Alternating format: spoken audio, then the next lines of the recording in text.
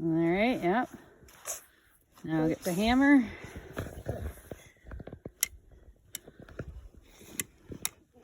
Good job, buddy, good job. That's our grandson, Jordan. This is Jackson. And also Jacob with Grandpa Joe helping us out in the sugar bush this week.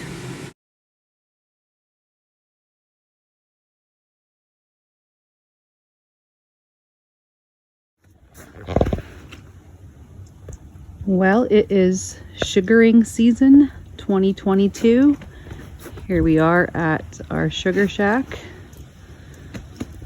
We have lines through the bush here. Main line filling up a tote, pumped inside to the sugar shack. And on the ridge over here, we have some pails still up and collecting sap that way. And it is pumped in through this PEX pipe here into this tote, where from there that'll be the raw sap that is then concentrated through our RO that we just first time using it this year. So the RO takes the sugar content from, say it's around 2% to about 4%. So it cuts down the amount of wood we need to burn and makes it a little faster process. And so there's a concentrate that comes into this barrel. So that's the concentrated sap that we then have plumbed coming into the evaporator here. And then the water comes into this tote here, and then that is like potable water that we could use to clean up or for whatever. So once it comes into the back pan here, the concentrated sap that will be roughly 4% sugar content, it goes into this back little piece here. You can see it's flowing right now, so it's calling for sap.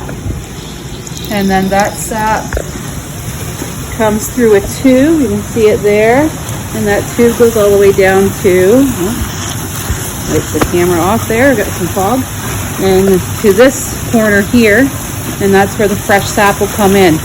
We have a good boil going right now. I just put some wood in, and right now we have our timer set, so every 11 minutes we're adding wood to the evaporator. So these two float boxes maintain, we want about 2 inches above our raised flues of sap. And so the float boxes maintain, this float box here maintains the level that is required, or that we desire, in this back pan. So this is just a float here that keeps it at that level that we desire for a faster boiling process, and something we feel we can handle, because if you go with much less liquid, there's a chance that you could boil it off too fast and you could burn your pan. So we like it around 2 inches. This here float box maintains the level in our front pan, which is our finishing pan. And it's getting pretty close to finishing right now as well.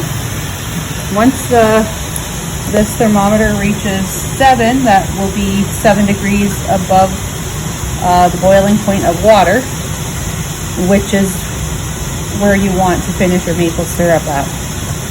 I usually take it off a little bit below 7. We filter it and everything, and then I take it back to our place and I will finish filtering it, heat it back up to 185, check the bricks, make sure that it's at 66 bricks. Bricks is a measurement of sugar. So the sugar content of maple syrup should be around 66 bricks. And it's BRIX. And then you have true maple syrup. So yeah, so it comes into the back part of this pan here, and yeah, fogging up again, I'll leave that off.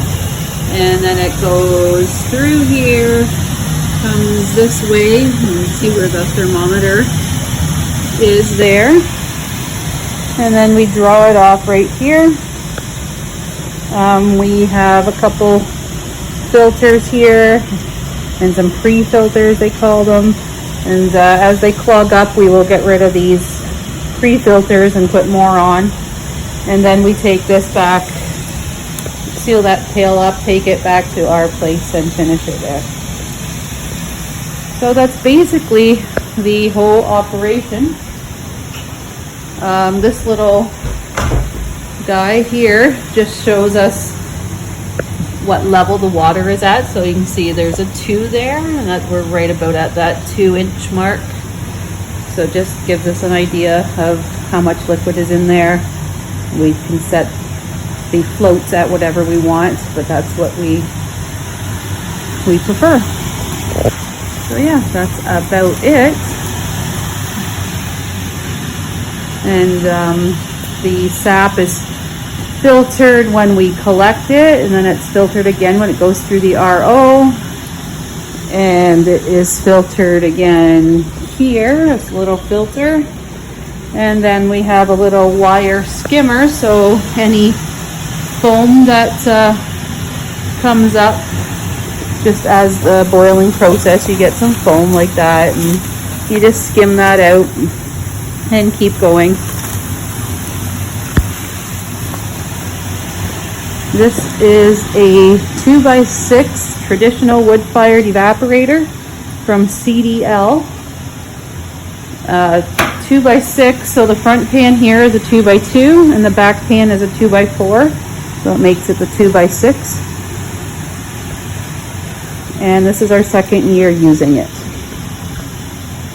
And as you can see, our firewood is all out here. We cut it fairly small. We have a mixture of some hardwood and some softwood. We have, I don't know if this was spruce or pine here. Here's our wood pile. We've split it nice and small. It's about 3 inches. Some of it's a little bigger, some a little smaller.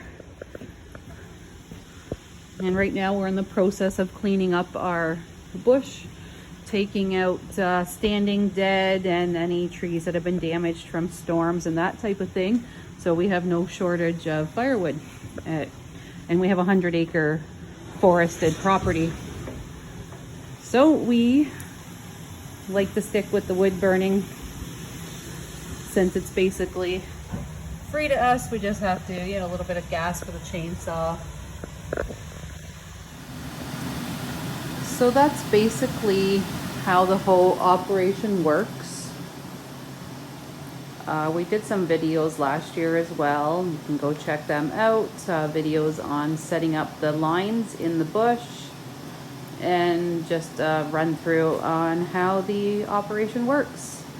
If you could please hit subscribe, thumbs up, and share, we would appreciate it. Have a great day, and thanks for watching.